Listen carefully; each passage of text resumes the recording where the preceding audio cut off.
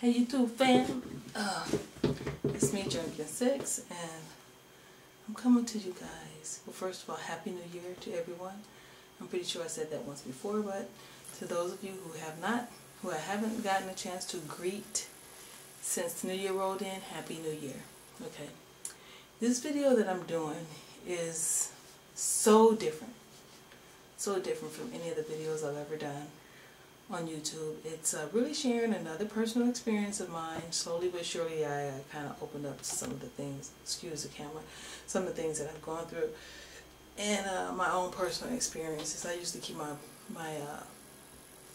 videos pretty generic, but this one, this one is basically not for the faint of heart, and it's basically for women, middle-aged women or young women who have experienced some of the things that I'm getting ready to talk about.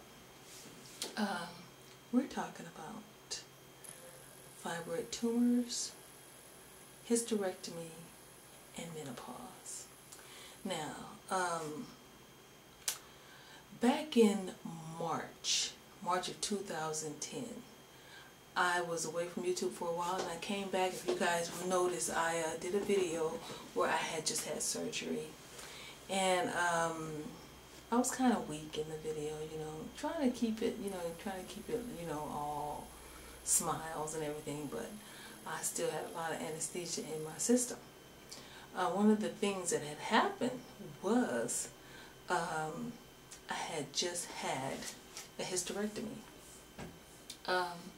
The reason I had it was because of fibroid tumors. Okay,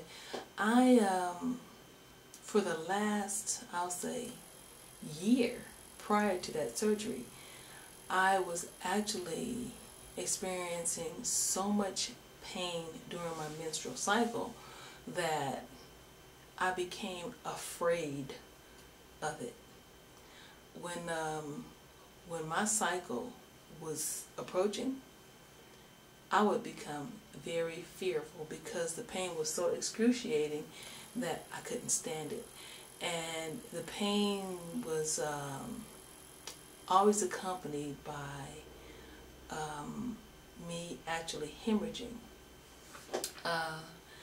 So I would go to the doctor, and my doctor would say, well, you know, fibroids usually disappear when you go through menopause, and you know, if you can just give it some more time, you know, you're going to be approaching menopause, and it'll go away. I'm like, I can't do that because the pain was just so unbearable, and it was like I would be at work sometimes, and my cycle would start. And it would be so painful that I would actually have to leave and go sit in the parking lot, and I would sit in my car and just cry because the pain was so bad. And it got to a point where everybody could tell that, okay, well, Janet's going through it again. So finally, I talked to my boss, and I told her, look, I can't do this no more. So I went to the doctor, and yeah. He sent me to the gynecologist, and the gynecologist did some tests, ultrasound, and found that my uterus was fully consumed, totally consumed with fibroids, and it was very enlarged. So it's okay. There was no place for my cycle to actually flow, so it just built around those fibroids. That's why it was so painful, and that's why it would just hemorrhage, because it would just build and build and build and build until it just was forced out. Okay, so I was going through that every month. Okay, so I went and had the surgery, and the surgeon told me, he said, okay, this is going to throw you directly into menopause. And I'm like, okay, no problem, just as long as I can have my own hormones. So we didn't do a total hysterectomy. We did take the uterus, but left my ovaries and my cervix, so that way, I still have my my own hormones. I still produce my own hormones. And actually I still feel the symptoms of a cycle. Now, I really do. But I just don't flow. I said that. Okay, so menopause. We're getting into the menopause phase of this. I had the surgery. I had a laparoscopic surgery, and the surgery basically, they took these long scopes that they could see through. They made puncture wounds in my abdomen and one in my navel.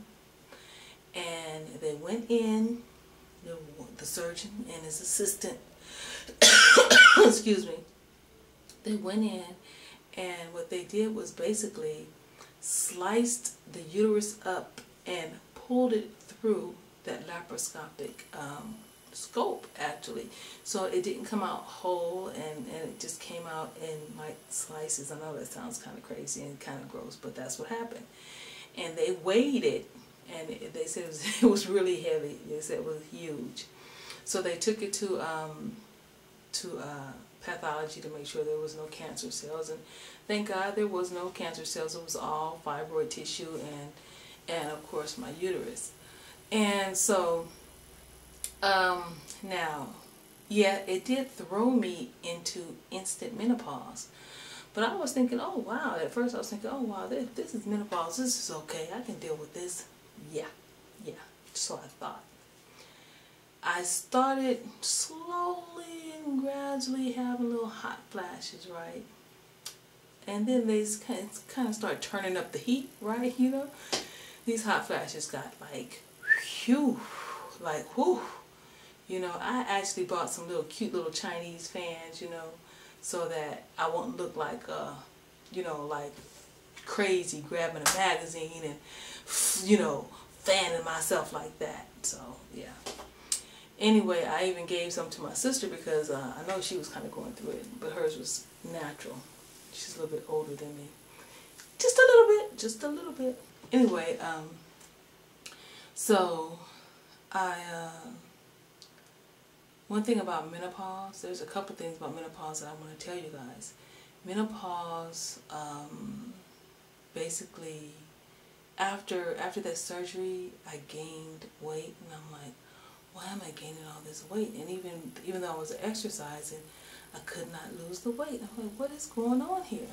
So I did some research and found that your thyroid is affected when you go through menopause, and basically it's caused by an iodine deficiency, which is something that we don't get in our diet and our body doesn't produce.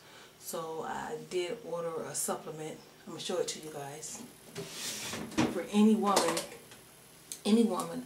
that might be going through menopause, and you know you're gaining weight, have your thyroid checked first. And you know, most of the times it'll probably be within normal limits. Your levels will be within normal limits, but we're still not getting the iodine that we should. So I ordered this Puritan's Pride Sea Kelp. This is like $2 a bottle, and there's 250 tabs in here.